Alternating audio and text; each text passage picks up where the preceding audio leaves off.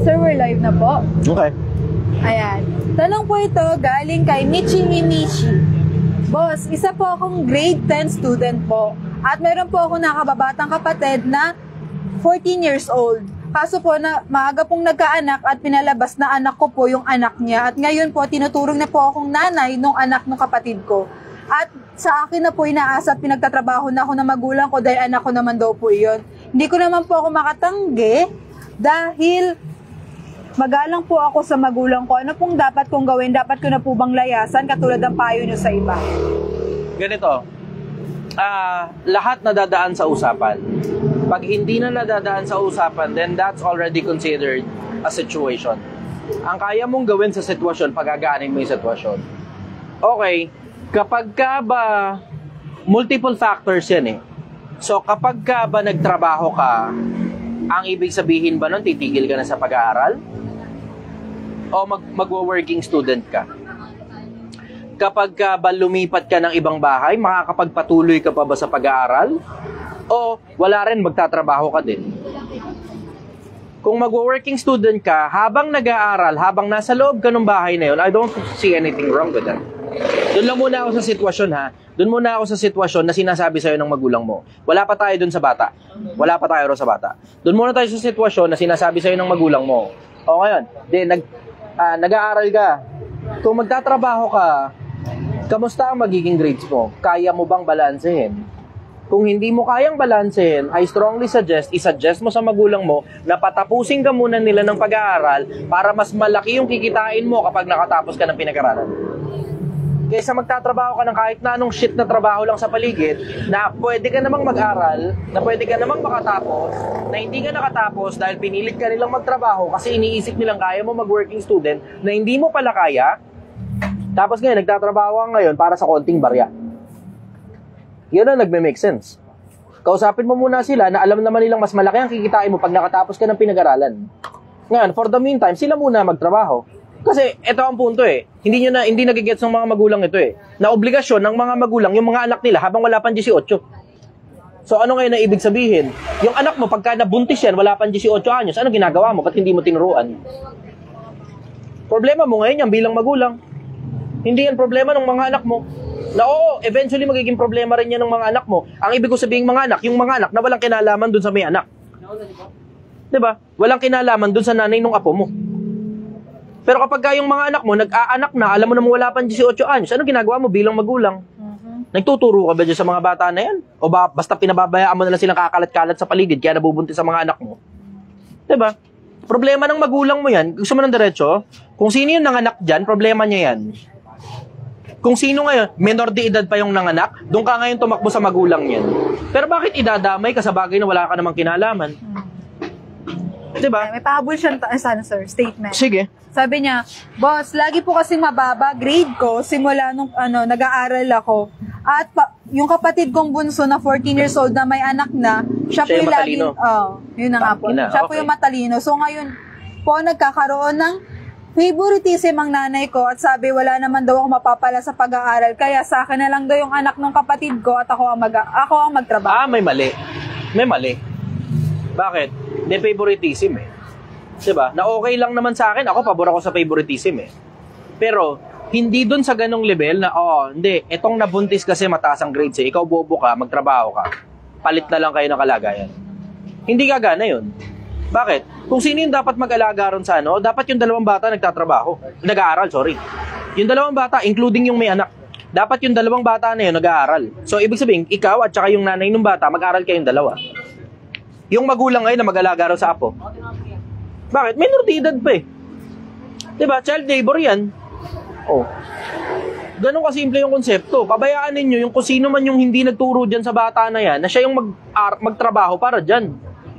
Hindi nila tinuruan ng tamang asal eh. Ayan, nagpakantot o gago. O paano ngayon? May anak na. Tapos ngayon, sa'yo ipapakargo dahil bobo ka. Hindi pwedeng ganun. Hindi, ito yung bobo, ikaw kumargo nito. Tangina, ano yun? Ano kinala? Alam mo yung, tangina, doble na nga dagok, yung bobo ka na nga. Diba? Tanggap mo naman sa sarili mo yun, mababa grades mo eh, diba? Tanggap mo sa sarili mo yun. And it's not a form of panlalait, kundi pagtanggap mo lang sa sarili mo yun na mababa grades mo. Diba? Na alam mo yung bobo ka na nga sa eskwelahan, sinaksak ka pa na obligasyon na hindi naman dapat sa'yo. Doble dagok naman yun. Diba? In the first place, kung alam ng magulang mong mababa pala mga grades mo, dapat pinatutor ka nila. Diba? Yun yung tama. Ipa-tutor ka. Hindi patigilin ka at pagtrabahuhin na kahit minor de edad ka pa. Check mo nga sa kanya, minor ka pa ba? Ilang taong ka na?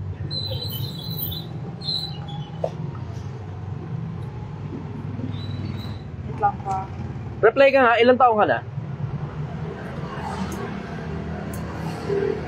Ito sir. 19 po sir. Ayun lang. Wala na. Tangina, laglag ka na. Lampas 18. Lampas 18. So you have multiple options in front of you. Nadagdagan ng options. Dahil lampas ka na ng 18. We have multiple options. So option 1, pwede mo silang tulungan. And when I say tulungan, hindi ang ibig ko sabihin lahat ng meron ka bibigay mo sa kanila. Welcome ka na tumulong. Diba? Option 2, pwede mo takasan yung responsibilidad na yan. Trabaho ka sa ibang lugar. Tapos, mabuhay ka na lang sa sarili mo.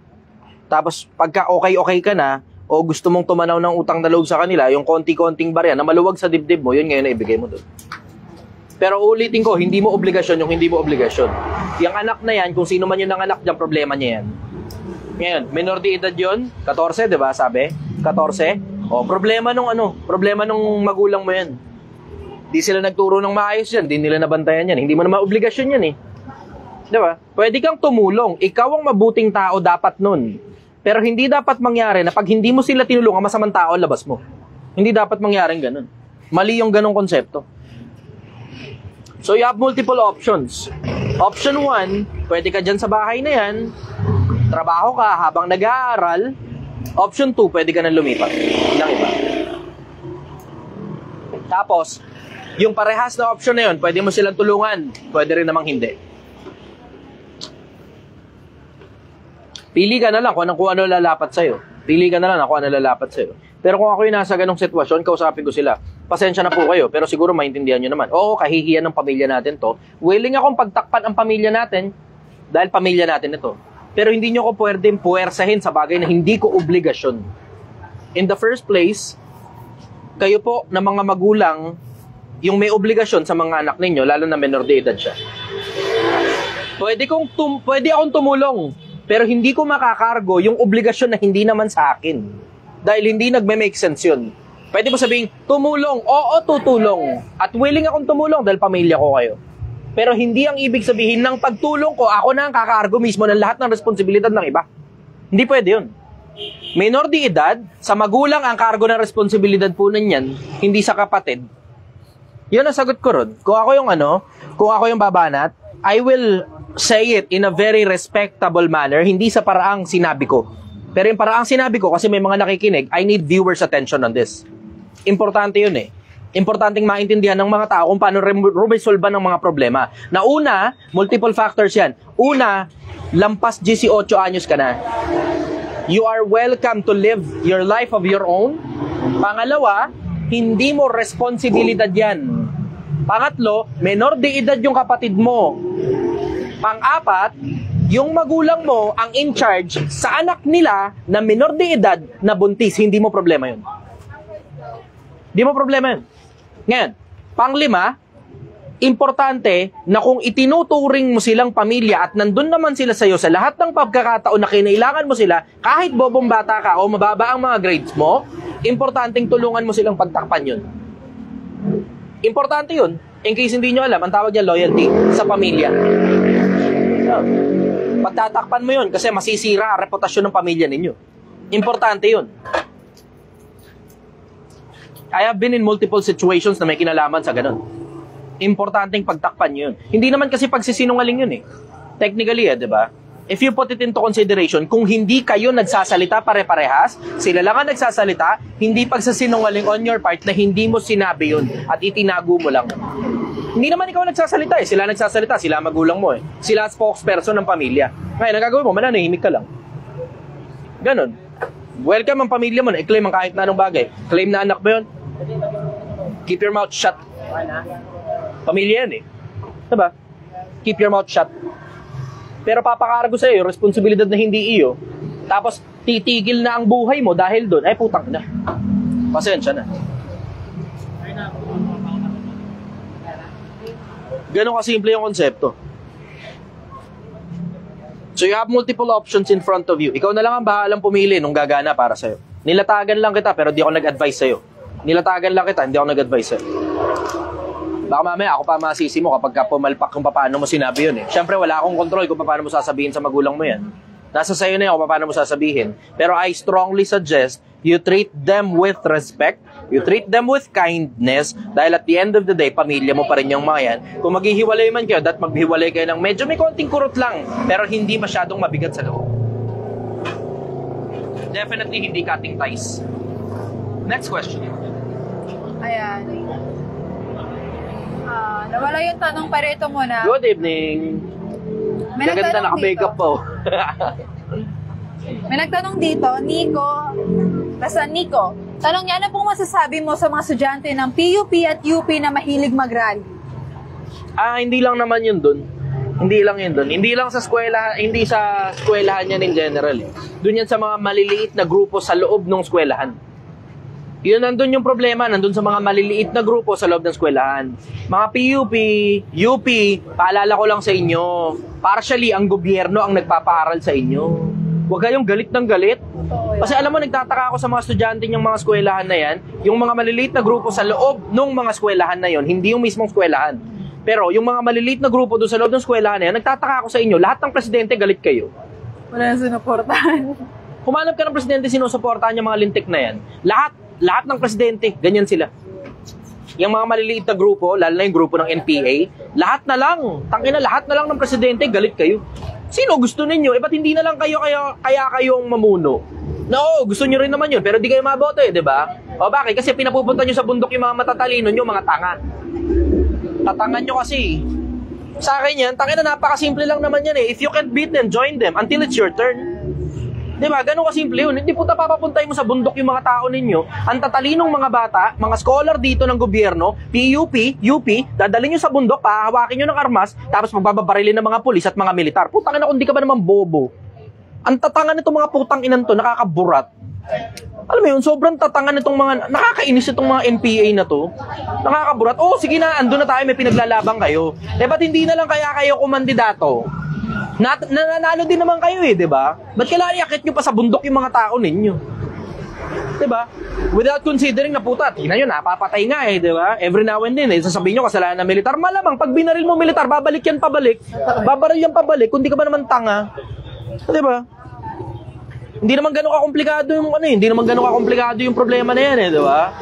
Tigilan nyo kasi yung kakakit sa bundok. Dito kayo. Pumunta kayo kung saan andun civilized ang mga tao. Tsaka nyo ngayon ipagharatsyadahan yung putang inang komunismo ninyo.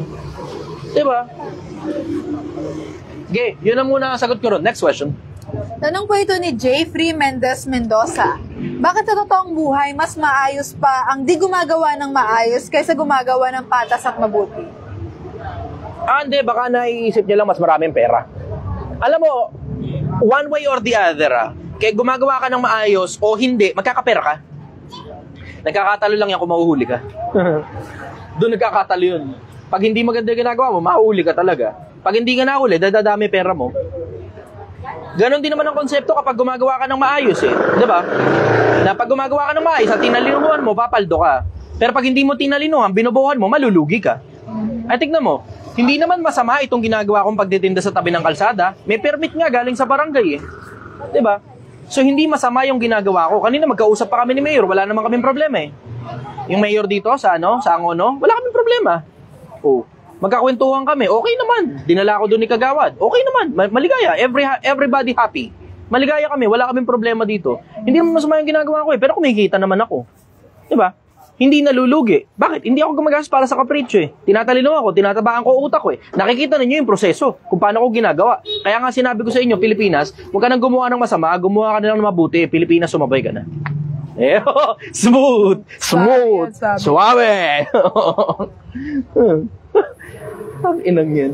Sabi ni Jessica, sir, hindi ako makapag-concentrate sa sinasabi mo pag tinititigan kita. Ano ba, Jessica?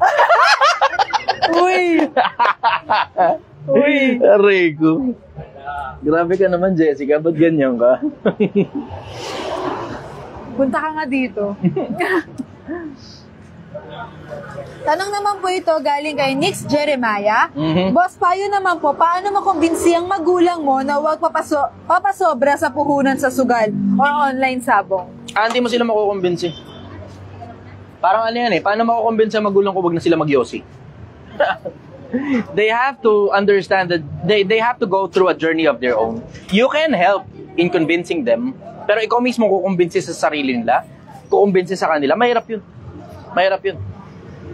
Suggestion ko, every now and then, paalala. Yun lang kaya mong gawin. Every now and then, magpaalala ka. Pero, hindi uubra na mamanduhan mo sila kasi nauna silang mabuhay. Pwede mong daanin sa puso. You are welcome. Baka sakaling gumana. If I may suggest a book, I will go for Loss of Human Nature and 33 Strategies of War by Robert Greene. Basahin mo yun para alam mo kung paano kumumbinsi ng tao. Isa pa, yung How to Win Friends and Influence People. How to Win Friends and Influence People. Hindi yan yung mga bagsakan na kailangan mong daanin sa argumentong pambaragan eh.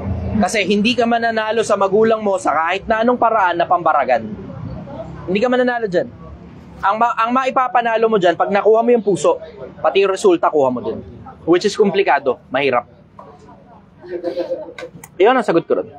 Next question. May bagong tula na naman na ginawa si Joel Moncada Estrera. Doon po sa Ongonan title. Sa mahabang parang... I-ano mo nga yan, i-screenshot mo nga. Kaso masyado mahaba. Ayun lang. Ay, tapray ko, wait lang. Screenshot mo, tingnan natin kung kaya natin i-post ng hiwalay. Ayan, meron kang scroll. So, pwede ko siyang scroll. Screenshot mo, tapos post natin ng hiwalay. Ayan. Okay. Ayan, basahin ko lang, sir. Doon sa mahabang parang ay may nagniningning isang bagong ilaw sa gabing madilim. Sa bunga ay hitik, hindi nalilihim, gaya ng sinigang linamnam at asim. Hindi siya... Ang lakas ng kilig nun eh. Hindi siya... Hindi mo mababasa ng maayos yung Gil. Kasi putol-putol yan. Hindi siya propeta o tagapagligtas. Yumuyukod din siya sa nasa itaas. Ngunit...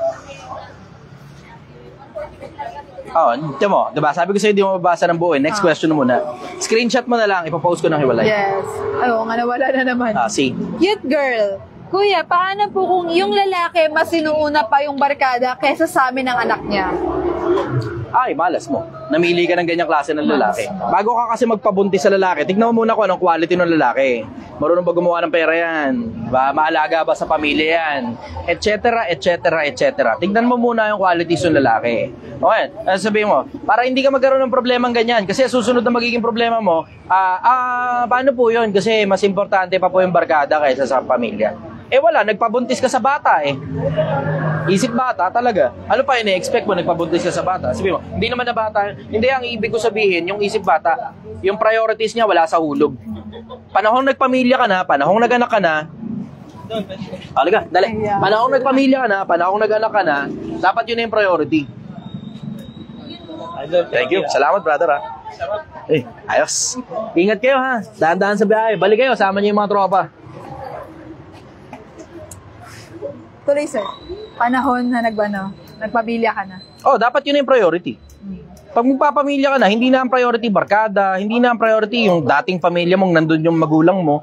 Oo, kasama sa priority yun. Kasama sa priority, pero hindi yun ang number one. Paano pag bata pa na nagkapamilya? Yun din yun eh. Same goes.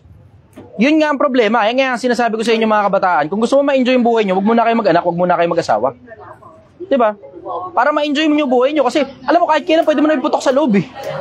Diba? Kahit kailan pwede mo iputok sa loob, kahit kailan pwede mo ipaputok sa loob, kahit kailan pwede nyo gawin yan before 40 years old. Kasi, yung mga iba, nagme-menopause ng 40, somewhere close to sa 40. Diba? Enjoy mo muna yung buhay. Ano man ay sa enjoy, kasama doon, ayusin mo muna finances mo, diba? Ayusin mo muna mindset mo, ayusin mo muna emotions mo, ayusin mo muna intelligence mo, ayusin mo muna relasyon mo sa Panginoon, tapos eventually someone will come along. Diba? Bahay at mga kayamanan ay minamana sa mga magulang, ngunit ang mabait na asawa galing sa Panginoon. Ayan. Sige, saglit lang ha. Nagkakagulo sila dito sa gilid. Okay. Pwede kita. Sige, ako lang. Oo, sige rito. Huwag kayong mahiya, puta. Nagpupunta na rin lang naman kayo rito.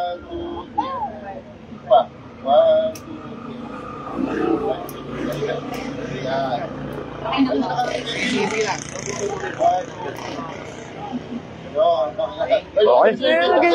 Ayos, ang kit-kit nyo na. Ayos. Message lang kayo sa akin sa page, nagre-reply ako. Hindi naman. Wala, medyo mahirap eh. Dali, isa lang to. Obligation lang, mabilis lang to.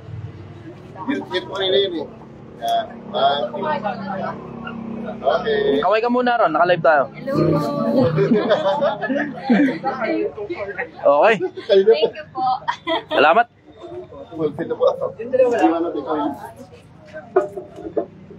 Sige, go. Ayan. Tanong naman ito galing kay Stark Aldwin. Paano pag hindi marunong makinig sa tama? Wait lang, sorry. Nawala yung tanong. Pakiano na lang po, resend na lang, sorry, nawala yung tanong. Jesse Obongin Jr. Pwede, sige. Daming tao. Good evening, brother. Jesse Obongin Jr. Oh. Good evening, brother. Paano po pagkonikin ang isip at bibig? Yung nasa isip mo na tapos di mo pa masalita ng maayos. Kailangan mag-practice ka na mag-practice. Kailangan tabaan mo rin ang utak mo, and you have to always be mindful of everything that comes out of your mouth. Sobrang importante nun. It should come as second nature, katulad ng pagkilos. Yung paraan ng pagsasalita, it should come as the second nature sa'yo, na parang katulad ng pagkilos. Sobrang importante ng pagpapractice. Kasi pag hindi ka nag-practice, hindi mo mailabas ng maayos eksakto kung ano ba talaga yung mga bagay na nasa isip mo. Kailangan mo mag-practice. Sana ito na lang yung usog mo. Yes, sir. Kasi palayo na ako ng palayo. Timo, pagitna na ako rito, parking space na to eh. Sige talaga, ako pa rin yung pinapausog eh. Uusog ako dito. Tapos yan ang iusog mo pag ganun. Ay nako. Gil, di marunong. Okay, Gay. Nawala yung tamang angulo kanina. It should come a second nature sa'yo. Pag-aralan nyo yung pagtatahi ng salita, importante yun. Kasi hindi nyo, akala nyo basta lang lumitaw sa internet pag magsalita. Hindi ganun yun. Hindi ganun yun.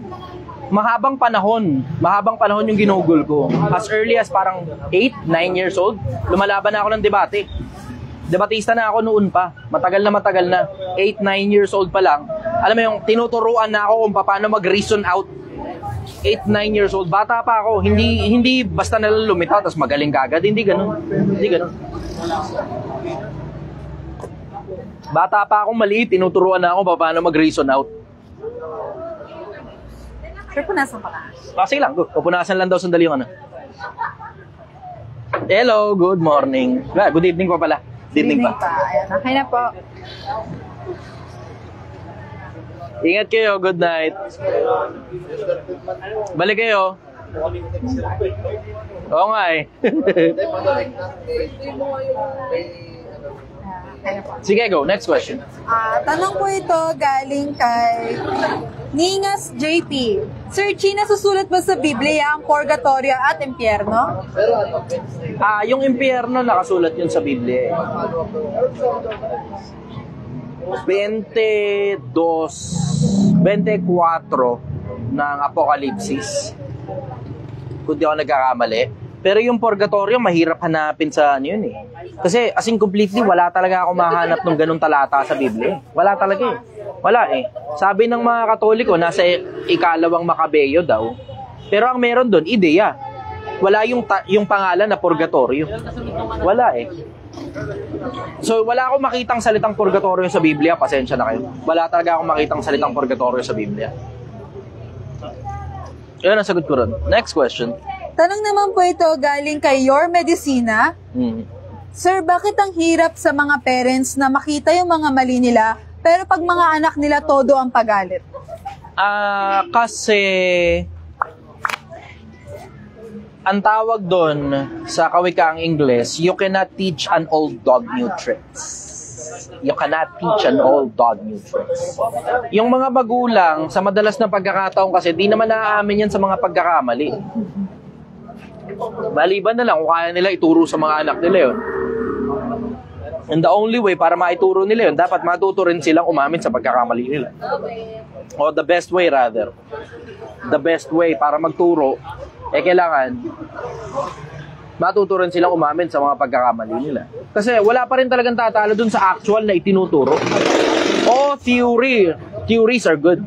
Pero mas effective ang actual. Kaya kita mo, katulad dito, di ba? Oh, type yes, Pilipinas, kung sumasabay ka na dun sa actual na nakikita mo mismo na nangyayari dito. Na nag-iipon papuntang 1 milyong piso. Type yes dun sa mga sumasabay na. Maintindihan ninyo, mas okay yung actual kaysa theory. Theory, sandamakmak na theory. Ang daming theory dyan sa social media eh. Hindi mo naman alam nga kung gumagana pa ba yan o hindi na eh. Hindi mo na alam kung alin yung sino yung nagsasabi ng totoo sa hindi. Bakit? Yung mga pinagtuturo nila, hindi naman nila pinapakita kung paano nila ina-apply eh. Mga nasa internet ngayon, ang dami nila, lahat sila turo ng kung ano-ano. Yung iba, pinababayaran pala sobrang mahal yung mga pinagtuturo nila eh, tapos hindi mo naman makitaan ng ebidensya na gumana yung mga pinagtuturo nila. Ilan na yung nag-yes? Sa TikTok, mayroon na tayong 45 yeses. Papalit ako? Sunod. Asan si Rex? Sa TikTok po may 45 yeses yan, tuloy-tuloy na. And sa, mas marami Facebook, dito sa Facebook. Yes, Okay, tamo. tuloy-tuloy yung yes. Naintindihan nyo Pilipinas, mas effective kasi talaga yung actual mismo. Kung ano yung nangyayari, yun yung sinasabayan mo. Nakikita mo eksakto kung ano yung dapat na mangyari. Versus yung mga turo lang ng turo. Takina, walang kamatayang katuturo ng katuturo, turo lang ng turo. Tapos pinababayaran pa na sobrang mahal yung mga tinuturo nila. 'Di ba? Mas effective yung actual. Pakita mo mismo actual kung paano ba talaga ginagawa. Ngayon, tungkol doon sa mga ganong klase ng magulang, wala eh. Pagpatawad mo na lang sa kanila yun. At least they're trying. At least, kino-correct nila kayo. Ipagpasalamat mo na lang na may nagko-correct pa sa'yo. Kesa yung mundo pa mag-correct sa'yo, tapos nabash ka sa social media katulad ng nangyari doon sa mga nagdaan. Ngayon, tingnan nyo, hindi nyo na napapansin. Ngayon, may mga nagsusubok mag-rebrand eh. Pagkatapos magyabang-yabangan sa social media, puta, nagre-rebrand na sila. Nire-reintroduce ngayon yung mismong tao. Napapailing ako eh. Sabi ko, tangina talaga. Imbes humingi ng dispensa sa pagkakamali nilang nagyabang-yabangan, nagpakamata pobre ng lait ng mga kapwa-tao, imbes humingi ng dispensa, ang ginawa, nag-rebrand. Tapos ngayon pinalalabas na mabuting tao. Ano ba akala mo sa mga viewers, tanga? Nanonood yung mga yan. Tapos tignan mo, punong-puno ng laughing emoticon.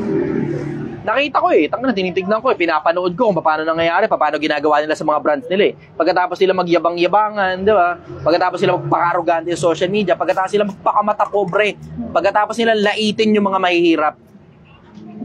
Pagkatapos nila laitin yung mga mahihirap, ngayon nagre-rebrand ang mga putang ina. Bakit? Wala nang mahirap na gustong bumili pa ng produkto nila eh. Gago. Nakalimutan nila na ang market nila mahihirap. Yung mga mayayaman, hindi bumibili niya mga putang inang pinagbebenta niyo, mga ulol. Yung market ninyo, niyabangan ninyo, na buwisit ngayon sa inyo, ayaw na ngayon bumili. Tapos ngayon, re-rebrand nyo ang sarili nyo. Palalabasin nyo, mabuting tao kayo. Hindi na, nakita na ng mga tao yung kaululan ninyo. Nakakadiring mga tao kayo. Nakakadiring mga tao kayo. Pagkatapos yung laitin yung audience nyo. Pagkatapos yung pagmukain silang mahirap. Mahirap na nga eh. Pinambukaan nyo pa, sinampal nyo pa sila ng kahirapan. Kadiri ang putang. Bobo. Parang na-double dead ka dun ah. Ha? Na-double dead ka dun. Oo. Alam mo, magiging curious lang talaga sa'yo mga tao. Sandaling panahon. Bakit? Ang yabang mo eh. Diba? Ang arugante mo eh. Mata pobre ka eh. Diba? Sandaling panahon, magiging curious sa'yo mga tao. Tapos tignan mo, pagkatapos nun, pag sinira mo na yung pangalan mo, irrelevant ka na. Oo, makakakuha ka pa rin ng views. Views na lang makukuha mo. Hanggang views ka na lang. Bakit? Dahil sa curiosity at sa inis sa'yo ng mga tao. Dahil naiinis sa'yo, tao. Kaya ka nagkakaroon ng views. Pero hindi mo na mako-convert yan papuntang sales, tanga. Ngayon, tignan mo. Iba na ngayon ng programa. Iba na. Dati, consumer. Ngayon, hindi na consumer yung target nila. Ang target na, hindi na. Angat na ng konti sa consumer. Bakit? Wala nang consumer na gustong tumangkilik eh. Ang target na nila, mas malalaki na rin sa mga consumer. Eh, sino pang tanga magtitiwala sa'yo pagkatapos mo matapobrehin yung mga mahirap? Gago. Sabi ko na talaga darating yung panahon na yun eh. Darating yung panahon na ang mga audience magiging matalino, hindi na nila sinusubscribean, hindi na sila bumibili ng mga produkto ng mga taong arugante at mayayabang. Hindi na sila bumibili ng produkto ng mga yun. Bakit? Nakita na nila epekto eh. Biro mo, yung atensyon na ibinigay mo dun sa tao na yun, dating putang inang napakababang tao, ordinaryong tao lang. Tapos biglang putang ina, nung ito na ngayon, biglang bumibili na sa kanya mga tao, dahil sa curiosity, putang ina, biglang nagyabang, sinampal ka ng kahirapan. Pinakita ngayon sa'yo kung gaano ka kahirap. Tang ina. Samantalang yung mga pinagpapakita ng mga putang ina, hindi naman puro totoo. Puro hindi totoo eh. Ang dami nila, mga networker, mga social media influencer, mga motivational speaker. Ang dami niyang mga yan. Ang dami nila. Tingnan mo, nagbibigay sila pangalan, no? See? Tamo? Nakikilala na ng mga publiko kung sino yung mga ganyan. Nakikilala na ng publiko kung sino yung mga yan. Re-rebrand pa. Re-rebrand. Tangina. Nung una, suit. Tangina, paglipas na ilang panahon, naka-short na eh. Pilit nila ibabaron sa babae. Paano mo ba ibababaron sa babae? Eh, yung merkado ng ilalim, yung merkado ng mga mahirap, tangina, pinagmukha mong gago eh. Ininis mo eh. Binwisit mo. Pinamukha mo sa kanila kung paano sila kahirap. Pinahiran mo ng insulto. Minata mo. Mata pobre ka kasi, o gago. Tangina mo, wala nang gustong bumili ng produkto nyo, mga ulol. Tangina nyo eh. Ngayon, tumatalino na ang mga tao. Tumatalino na. Lumilitaw na ngayon yung mga matatalinong tao. Tapos yung mga dating mangmang na basta na lang naniniwala sa mga influencer, ngayon, hindi na. Marunong na silang tumansya. Kung tama pa ba o mali na yung pinagagagawa ng mga putang inang influencer. Tangina nyo ha. Nagmamature na merkado. Tignan mo, lilitaw pa. Palipasin mo pa ilang panahon. Yung mga masasamang tao na mga matapobreng nagyayaman-yamanin sa social media, wala nang manonood dyan. Palipasin mo pa ilang panahon. Tapos lahat ng mga binibenta niyan, boycott na. Lahat ng binibenta niyang mga hayop na yan, boboycottin ng mga tao. Antay pa, konting panahon pa. Mag-invest pa sila ng todo ngayon. Investment, tangina. Maraming empleyado, maraming ganto, bla bla, machineries at kung ano-ano pa. Kaya mapaglipas na ilang panahon, lahat ng mga investments na yun, tangina. Pupusta ko sa inyo, sigurado ko sa inyo, in less than 10 years, manatili kayong nakatutok sa mga matatalinong tao. Tapos i-unfollow nyo na yung mga bulok na klase ng influencer. Manatili kayo nakatutok sa mga matatalino. Kahit hindi kahit joke time lang yan. Kasi may mga matatalinong joke time, katulad nila Vice. Sila Vice ganda. Vice. Matatalino yan, kahit joke time yan. Pero yung mga masasama ang ugali ng mga matatapobreng klase ng mga tao, lalo yung mga negosyante kuno, laglag nyo na yan. Tangina, maniwala kayo sa akin, Pilipinas, laglag nyo na yan. Paglipas ng panahon, tignan mo, marami nang ilalaglag yung mga ganyang klaseng basurang klase ng mga influencer. Influencer pa kayo, makahindot kayo ha. Motivational speaker, yung mga hayop kayo ha. Tangina nyo ha. Mga scammer kayo, ulul. Scammer. Sige, next question. Tanong po ito ni Archie Rayos. Yayariin ka na naman ng mga tao tungkol sa taning. Sige. Wala kayo narinig. Archie Rayos del Sol. Tol, ask ko lang, bakit laging tama ang mga babae? Tama! Ayan, Gail, ikaw na nga sumagot. Di, tama talaga Tama! yun. Tama talaga yun. Ikaw sumagot, Gail, ba't laging tama kayo? Kasi lagi kami nasa punto. Uy. Punto. Para walang away, kami na lang panalunin nyo. Yun na lang yun. Kung gusto nyo naman kayong gulo, sige, tama kayo mga lalaki. Alam mo, pansin ko, mas maigo pa kaysa sa mga lalaki mga babae. Tama. Tama. Pansin nyo, mas maigo pa kaysa sa mga lalaki ang mga babae. Ayaw na mamali. May mas malala pa. Pag ang mga lalaki nagkita-kita, pare-pareha sila ng damit. Uy, brothers! Pero pag mga babae nagkita-kita, pare-pareha sila ng mga damit. Putang ina, tignan mo mga mata niya, nagsisiikot. Para mga Jolin. Tama. Tama. Ego. Ayun masasabi ko ron. Ego. Yun ang sagot ko ron. Next question. Yeah. Ay, narinig pa nila. Ego is the enemy of success. Kaya tignan mo, pag nakachamba ka ng babaeng maigo, lagi na lang tama. Ang laging ending hiwalay. Yun ang laging ending. Hindi na mamali kahit kailan eh. Ego eh. Diba? Yun. Sa puno ng egos. Sige, next question. Tanong naman po ito galing kay XTRBL46. Bro, anong masasabi nyo sa mga relihiyong pumapatay ng tao kapag tinutulan mo naman sila sa kanilang aral, ikaw pa ang mali? Oo. Meron yung mga ganyan. Meron akong mga nabalit. Hindi lang isa yan, marami yan. Meron akong nabalitaan ganyan. Naaalala ko nga merong isang malamang kilala nyo, hindi, sa mga Facebook ito, merong isang nanggaling sa isang relihiyon na pumunta sa kabilang relihiyon, tapos gumawa ng isang programa para siraan yung kabilang relihiyon. Sometime in the past ito, ang apelido nito Mataro, kung kilala nyo siya. Tapos ang nangyari sa kanya, pinagbabaril siya sa ulo. Habang namamalengke, papasakay na siya, pauwi na.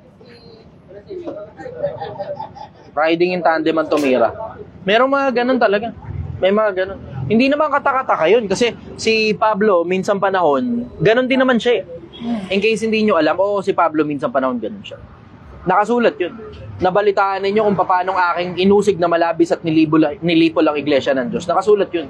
Na nagpapapasok sa bilangguan at nagpapapatay ng mga lalaki at mga babae. Si Pablo, ganun din siya dati. Merong mga ganun. Masyadong masikhay yung pagmamahal nila dun sa religion nila to the point na pumapatay na sila ng tao. Merong ganun.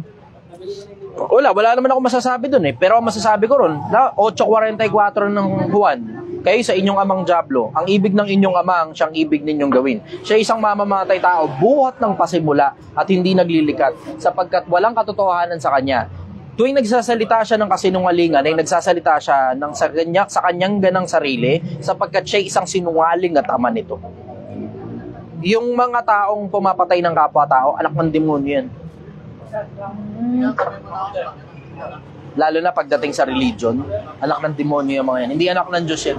Anak ng demonyo yan. Yan yung mga taong walang konsyensya. Nakakilala ako ng mga ganyang klase ng tao. Ngumingiti nga si Gil. Nakakilala ako ng mga ganyang klase ng mga tao. Yung mga taong halangang bituka. Pag nakakanti mo yung mga egos nila, ego yan technically. Meron silang pinaniniwalaan, kumontra ka sa paniniwala nila, kalaban ang tingin nila sa'yo. Pag nagsalita ka ng masyadong marami at nabuisit na at napikon sila sa'yo, papatayin ka talaga nila. May mga nakilala akong ganyang klase ng tao. Kilalang. Next question. Tanong naman po ito ni Soon, hindi ko maintindihan yung pangalan. Visual or auditory or photographic learner ka po ba? Pare-parehas. Lahat. Mas effective nga lang sa akin yung kung maaari visual. Brother, hello. Mas effective sa akin visual. Yung katulad ng ginagawa ko rito sa inyo, nakikita nyo yung actual na ginagawa ko, diba? Nakikita nyo itong ginagawa ko mismo. Ganito, ito mismo, umuubra sa akin. Yung actual na papakita sa akin. Mas effective sa akin, may examples. Ang susunod nun, auditory. Audio. Mas effective sa akin pag naririnig ko na may nakikita pa ako. Tapos, yung pagbabasa, medyo hirap Nahihirapan ako matuto sa pagbabasa. Chinatsaga ko lang. Kasi wala namang ibang option, lalo na kapag lumang libro na Wala namang audiobook yung mga ibang lumang libro Yung kasi talagang sobrang lumang-luma na hindi naman masyadong sikat.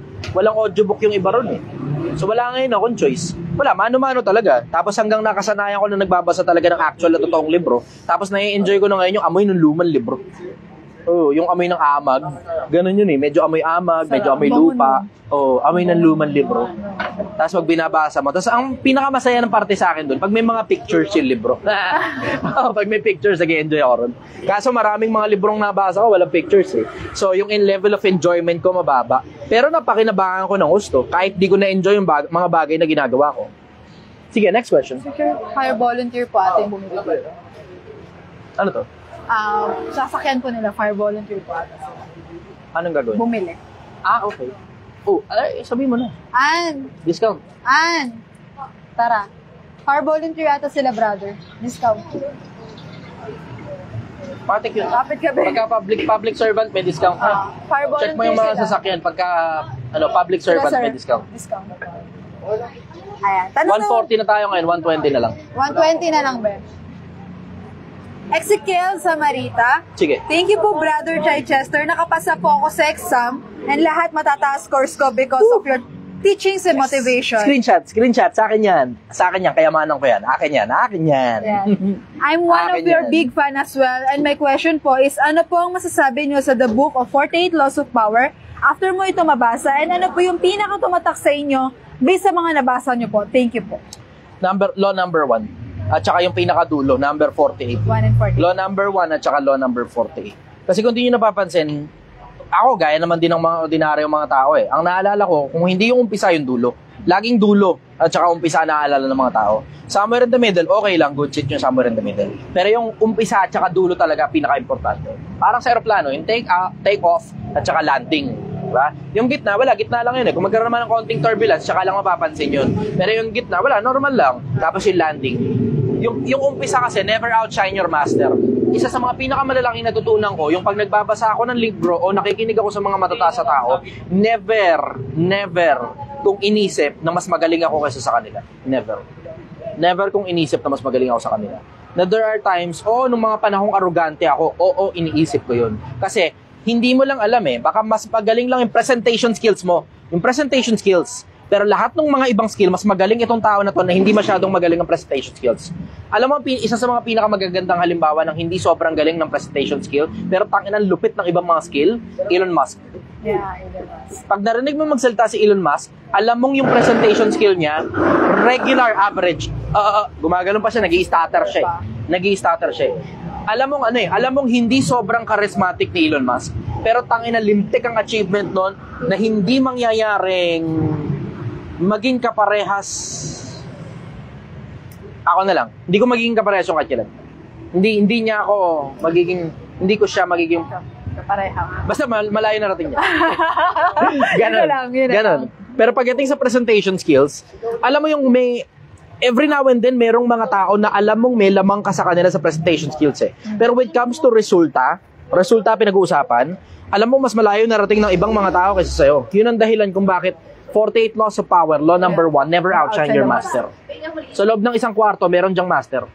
Never outshine your master. Oo, sige, hindi mo master yon. Pero it will be best kung komportable sila sa pagiging master nila, na sila yung pakiramdam nila na above sa'yo, kesa ikaw yung pakiramdam nilang above sa kanila. Mas okay na yung sila yung above, kesa ako yung above. Bakit?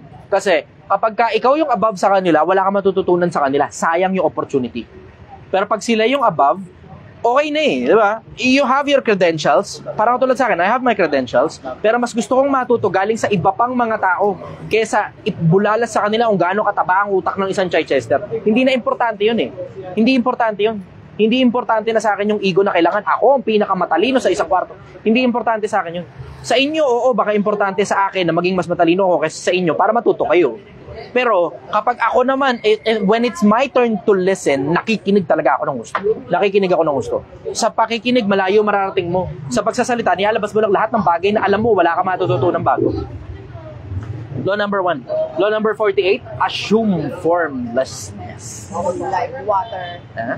Hindi, may sabi ng Be Like Water si Bruce Lee. Wala yun dun sa 48 Laws of Power. May sabi ng Be Like Water para si Bruce Lee. Si Bruce Lee may sabi nun, Be Like Water. Assume formlessness. Sobrang importante na hindi ka madaling mabasa ng mga tao. Tingnan mo, may mga tao nag-a-assume wala talaga akong pera. May mga tao naman nag-a-assume bilyonaryo daw ako. May mga tao nag-a-assume milyonaryo daw ako. May mga tao naman nag-a-assume tausanero lang ako. Ganun. Hindi nila alam kung ano ba talaga totoo eh. Hindi nila alam kung ano ba talaga totoo.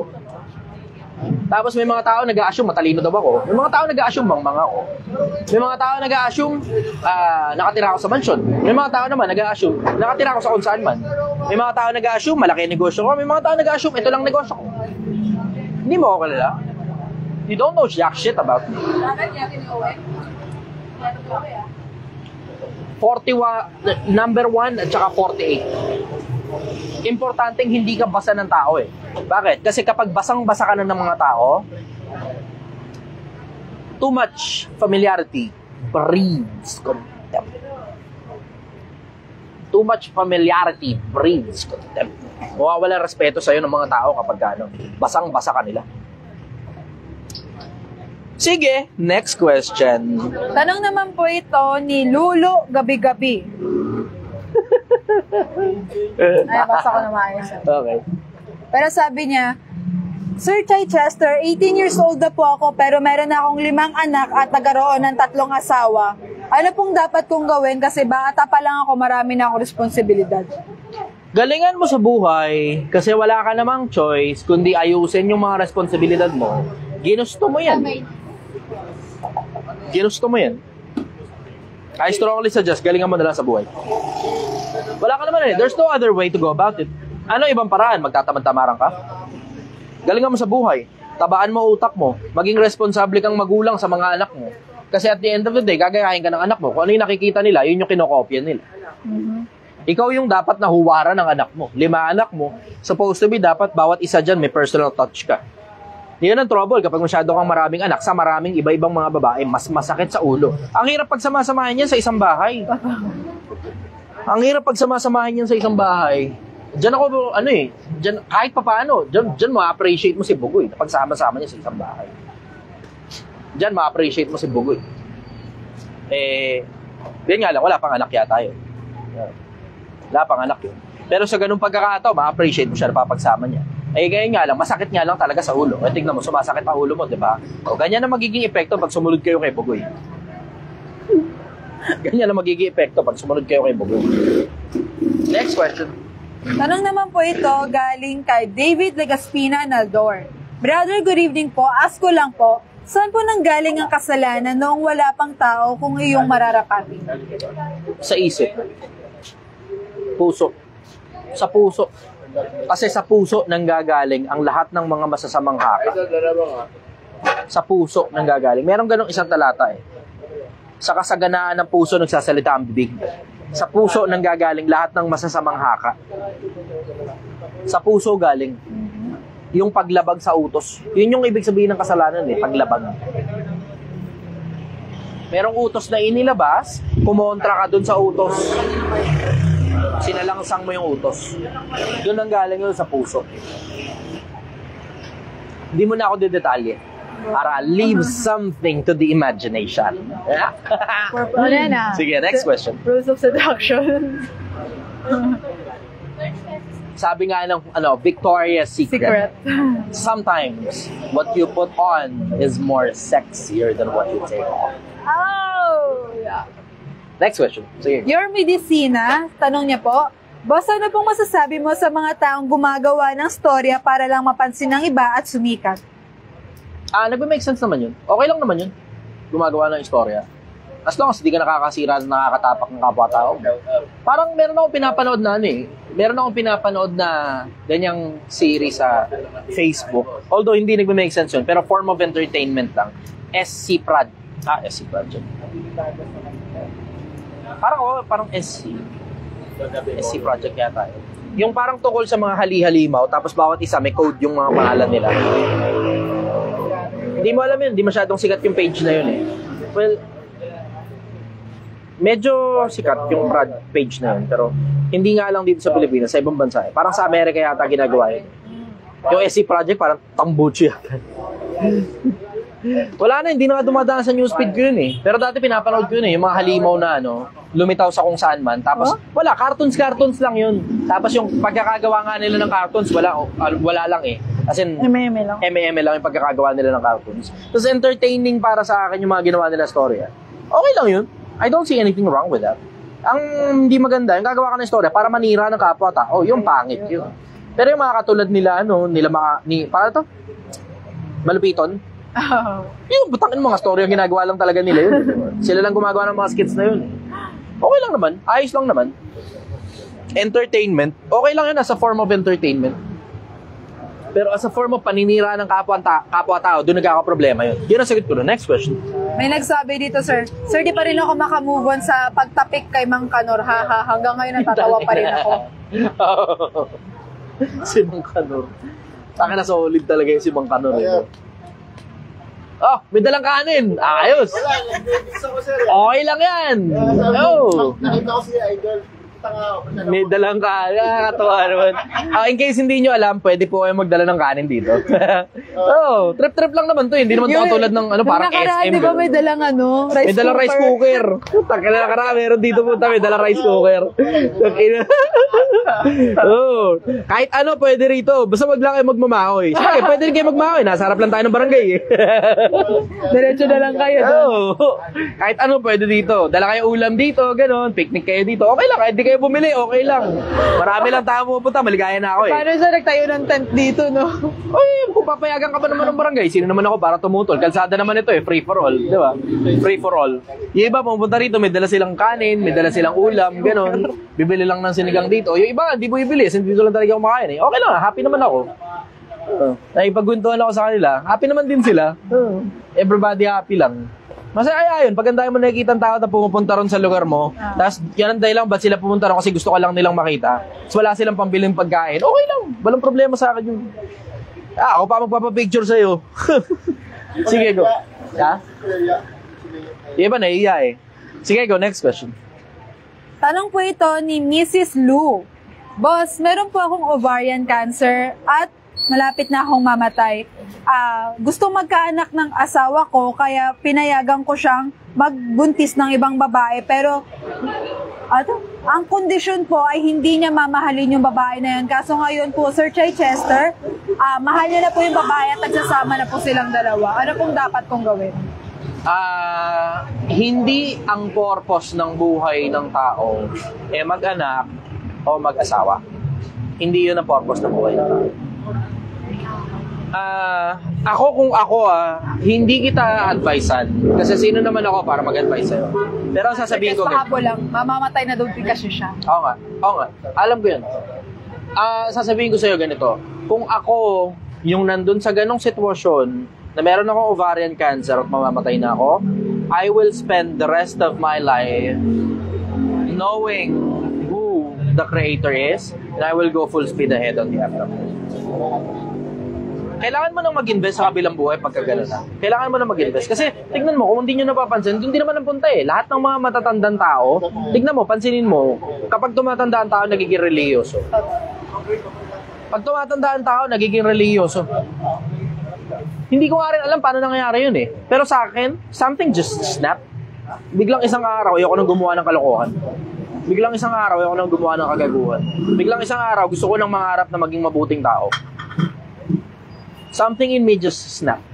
Wala naman akong sakit, not that I know of. Wala akong sakit. Pero, alam mo yun, when you get to that part of your life na nakakalahati mo na yung buhay, tapos nakuha mo na lahat ng gusto mo, and then what's next? Diba? What's next? Ano susunod? Hindi na ako makahanap ng anything that interests me in this life. Now, every now and then, may pitik ng dopamine pa rin doon sa mga bagay na binabasa ko. Pag interesting enough, katulad ng Hubble Space Telescope, at saka yung James Webb Space Telescope, may bago silang mga bagay na natuklasan sa outer space.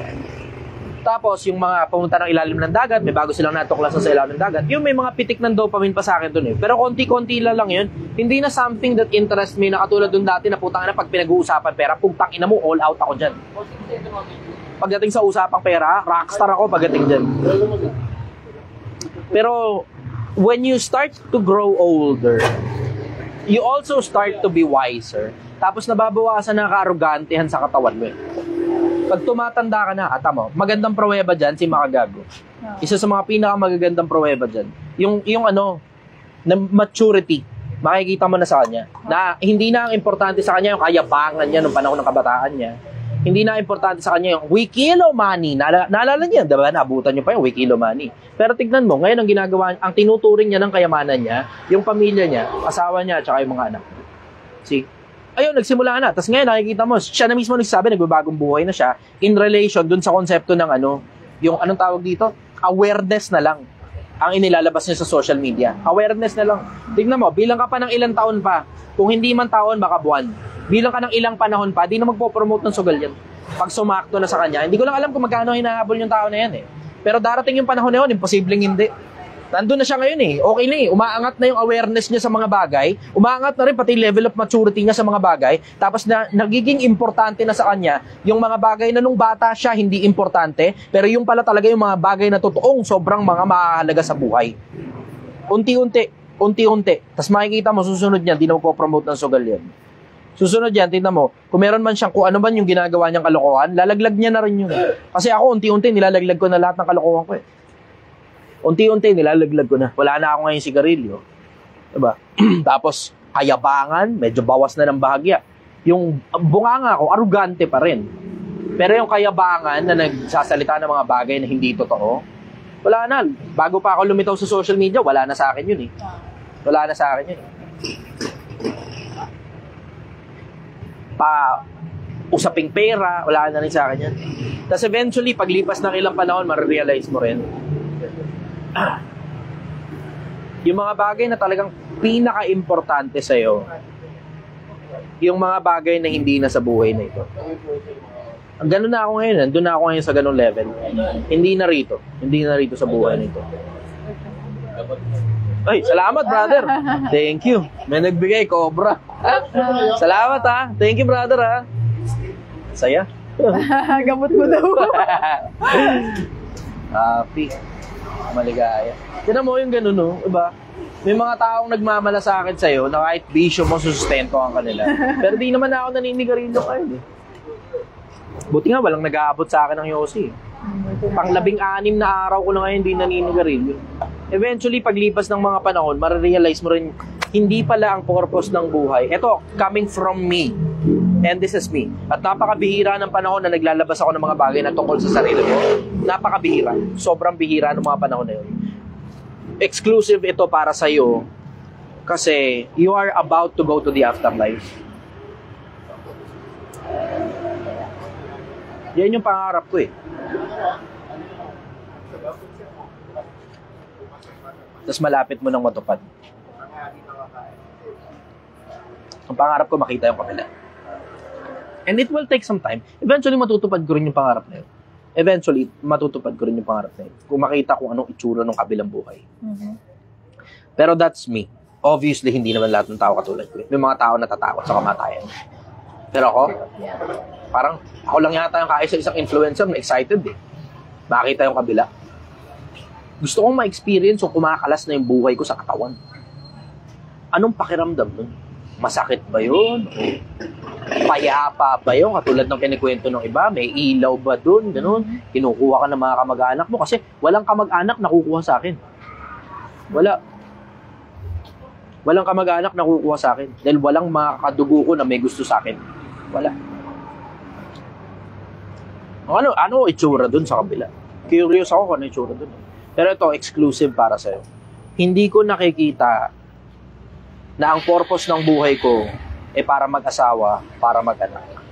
Hindi ko nakikita yun. Na oo, maaari sumama ang loob ng kasintahan ko. At eventually,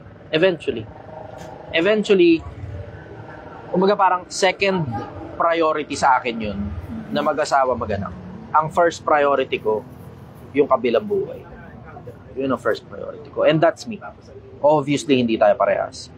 Pero you are faced with a tough decision and tough situation right now. Hindi kita pwedeng advisean ng kahit ano. Hindi ako makakapag-advise ng kahit ano. Ang kaya ko lang sabihin, kung ako yung nasa sitwasyon mo, kung tinanong mo, kung ako yung nasa sitwasyon na katulad nung sa'yo, I will invest in the afterlife. Kasi obviously, hindi mo na makukuha yung pagmamahal ng tao na yun. Na baka oo, meron pa rin siyang pagmamahal sa'yo. Baka oo. Pero alam mo, believe ako sa'yo dun sa konseptong parang katulad ni Sarah. Na ibinigay niya si Hagar para magkaroon ng anak si Abraham.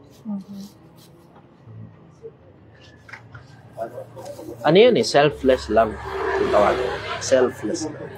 Hindi na importante yung sarili niya. Hindi na importante yung nararamdaman niya. Ang importante, makita niya yung pinaka-purpose nung asawa niya ay ma-fulfill. Bilib ako sa'yo. Saludo ko sa'yo. Kung ako yung nasa ganong sitwasyon, ito na lang sabihin ko. Kung ako yung nasa ganong sitwasyon, I will invest in the afterlife. Kasi you will never know. Kasi, andun ako ngayon sa ano eh. Andun ngayon, ako personal, nandun ako ngayon sa parte ng buhay ko. That anytime, if I die, then I have died happy. Namatay akong masaya. Hindi dahil masaya,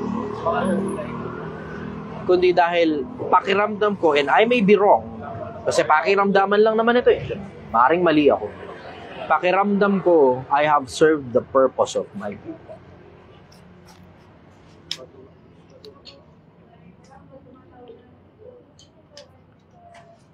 Pakiramdam ko, I have served the purpose of my being. Na inulak ko yung kapwa ko. Nagbagong buhay ako. Tapos ngayon, nakakatulong na ako sa maraming tao.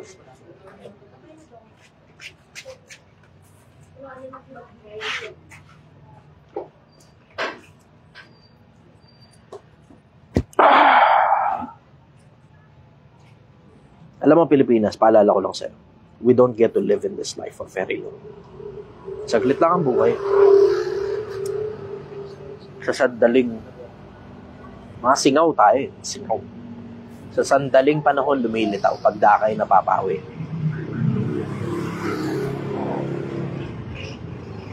Parang mga bulaklak ng damo. Sobrang dami sa isang parang. Tapos paglipas ng ilang panahon, isa-isa nang napaparap. Ganun ang buhay ng tao. We don't get to live in this life for very long. We don't get to stay in this world, inside your family for very long. Things can happen, unforeseen circumstances. And I strongly suggest, and this is not a prescription, it's just a suggestion, and I want to send this to you for as strong as possible. Invest in the afterlife. Hindi natin alam kung ano meron doon. Baka merong Diyos, baka wala. Pero it's always best to be safe than sorry.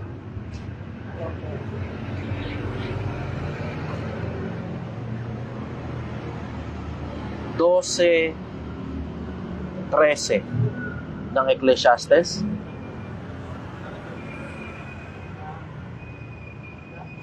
Ito ang wakas ng lahat ng mga bagay. Ang lahat ay narinig. Ikaw ay matakot sa Diyos at sundin mo ang kanyang mga utos, sapagkat ito ang buong katungkulan ng tao. Sapagkat dadalhin niya bawat lihim na gawa sa kahatulan, maging ito ay mabuti o maging ito ay masama. Magandang gabi sa iyo, Pilipinas. Mahal na mahal ko tayo.